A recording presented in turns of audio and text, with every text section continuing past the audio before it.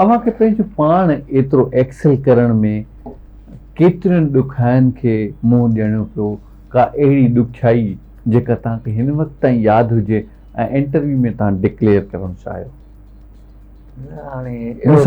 मिसाल जे तौरु आउं ॿुधायां थो त तव्हां कंपनी में विया हुजो, सेखारण वारो केर बि न हुजे, अव्हांखे का जेडी मिली हुजे, का मतिलबु रिस्पॉन्सिबिलिटी मिली हुजे, उनजी ख़बर न हुजे, हाणे हथी वठाइण वारो केर बि कोन आहे, तव्हांखे लेट सिटिंग करणी पए, 5 वॻे छुटी जो टाइम आहे, 10 वॻे ताईं अचो था, पब्लिक ट्रांसपोर्ट इस्तेमालु करियो था। जी हुन हवाले सां इहो चवंदुसि त हुते माना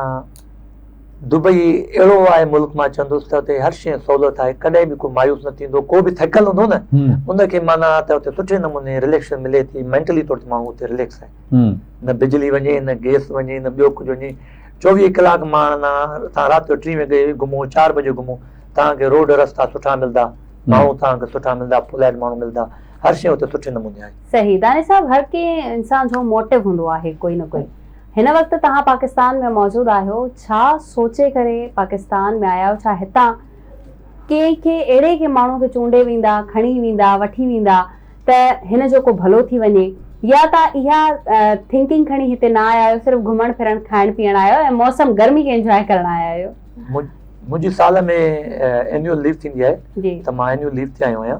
ऐं मुंहिंजी फैमिली हिते आहे, अलहमदिल्ला बाबा मां वारा सभु हिते आहिनि, ऐं उन्हनि सां एंजॉय कयो आहे। ऐं उनखां अलावा जेके दोस्त मिलनि था उन्हनि खे उहो ई चवंदुसि त पंहिंजो पाण सां सचो थियो, तालीम पढ़ायो, अॻिते वधो, नियाणियुनि खे ख़ासि तौरु चवंदुसि त हू मिसाल करे अॻिते वधनि, टेक्निकल शोबे सां अचनि, सोशल वर्क थियनि, ऐं उनखां अलावा असांखे जीअं अॻिते वधंदो, मां फ़ख़ुरु चवंदुमि त असां वटि हुते सिंधी नियाणियूं खोड़नि, असांजा नौजवान खोड़नि, त उन हवाले सां ई चवंदुसि अॻिते वधंदा वञो, टेक्निकल तरीक़े सां तव्हां अचो।